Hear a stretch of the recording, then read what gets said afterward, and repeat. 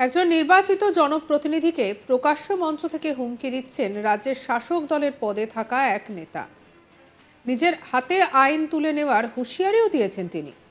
এমনকি বিধায়ক গেলে ব্যারিকেড করে রাখার কথাও বলেছেন তিনি। তৃণমূল নেতার এই বিতর্কিত মন্তব্য ভাইরাল হতেই শুরু হয়েছে ব্যাপক সমালোচনা।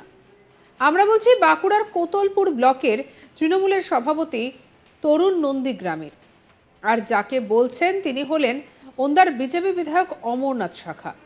নিজে মুখে আইনকে হাতে তুলে নিয়ে বিরোধী দলের এক বিধায়ককে মারবো বলে প্রকাশ্য সভামঞ্চ থেকে হুঁশিয়ারি দিয়ে বিতর্কে জড়ালেন তৃণমূলের বাঁকুড়ার কোতলপুর ব্লকের সভাপতি তরুণ নন্দীগ্রামে।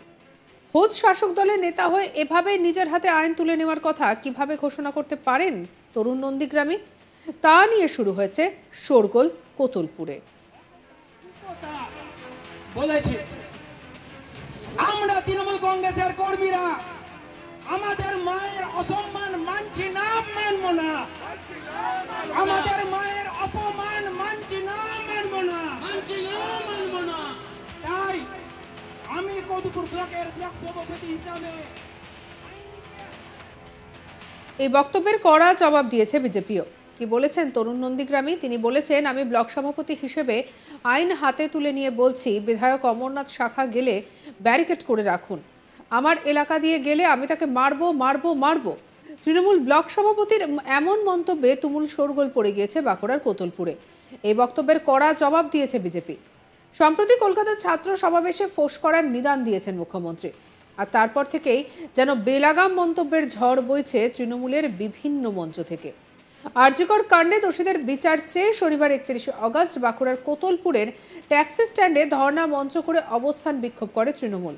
সেই মঞ্চে বক্তব্য রাখতে গিয়ে তৃণমূলের কোতলপুর ব্লক সভাপতি তরুণ নন্দীগ্রামী বক্তব্য রাখতে উঠে ওন্দার বিজেপি বিধায়ক অমরনাথ শাখাকে উদ্দেশ্য করে আক্রমণাত্মক বক্তব্য রাখেন। অমরনাথ শাখার পুরনো একটি বিতর্কিত বক্তব্যের রেশ টেনে তরুণ নন্দীগ্রামী বলেন, মমতা বন্দ্যোপাধ্যায় আমাদের সকলের রাজনৈতিক মা। তিনি বলেন, আমাদের মায়ের অপমান মানছি না, মানব না। কি বলেছেন তৃণমূল নেতা তরুণ নন্দীগ্রামী, শুনবো। কত অত্যাচার করে হয়েছে, তার বিচার না করে সিবিআই অন্য পথে হেঁটে বিচারটাকে ঘুরিয়ে দিচ্ছে। আর এই বিজেপি বিচার না চেয়ে তারা অন্যায়ভাবে মমতা বন্দ্যোপাধ্যায়ের পদত্যাগ চাইছে।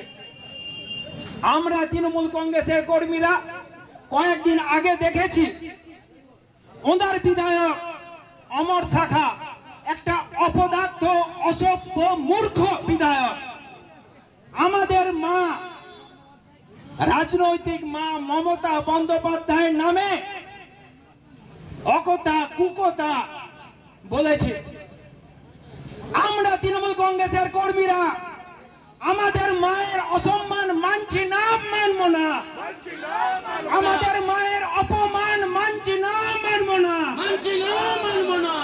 তাই আমি কোতলপুর ব্লকের ব্লক সভাপতি হিসাবে আইনকে হাতে তুলে নিয়ে বলছি, যেখানে অমর শাখা যাবে আপনারা আপনাদের এলাকায় তাকে ব্যারিকেড করে রাখবেন।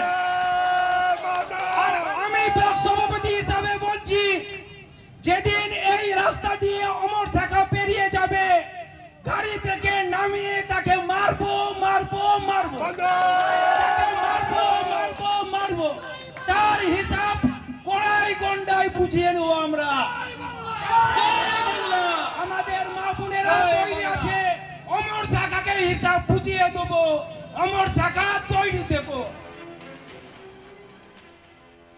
আর এদিকে এই তৃণমূল নেতা তরুণ নন্দীগ্রামী আরো বলেন, আমাদের মা মমতা বন্দ্যোপাধ্যায় সম্পর্কে যে কুরুচিকর মন্তব্য করেছে সেটা আমরা কোনোভাবে মানব না। কি বলেছেন, শুনবো।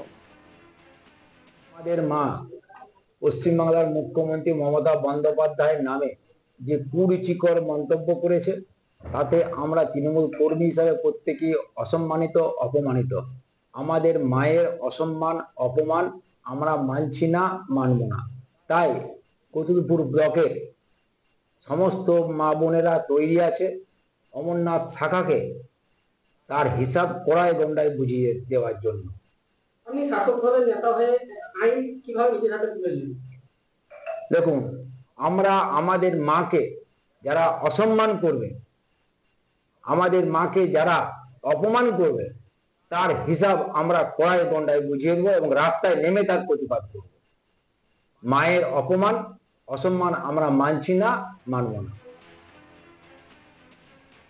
প্রশ্ন ওঠে, তৃণমূলের ব্লক সভাপতি হওয়ায় কি তিনি আদৌ আইন হাতে তুলে নেওয়ার কথা এভাবে প্রকাশ্যে ঘোষণা করতে পারেন?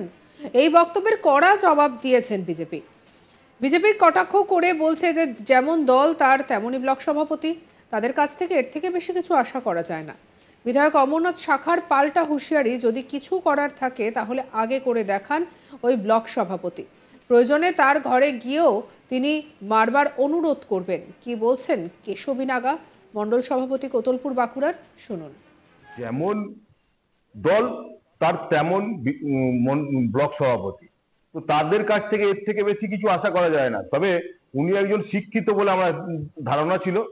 আজকে উনি যেভাবে কুরুচিকর মন্তব্য করেছেন আর যেভাবে উনি আইনের কানুনকে হাতে তুলে নেওয়ার কথা বলেছেন, তাতে করে আমার মনে হয় উনি চটি চাটতে চাটতে এতটাই ইয়ে হয়ে গেছে যে ওনার আর স্থিতি নেই, মানসিক সন্তুলন হারিয়েছে।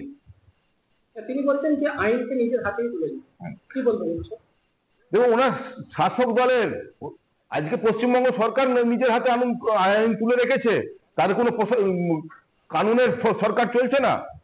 সেখানে ও শাসক দলের নেতা, সে বলতেই পারে, তার কাছ থেকে আর নতুন কিছু বলার কি আশা করা যায়?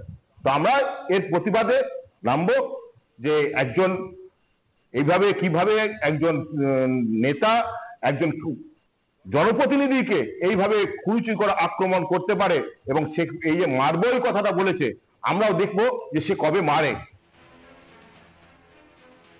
আর এদিকে বিজেপি বিধায়ক অমরনাথ সাহা কি বলছেন, শুনবো।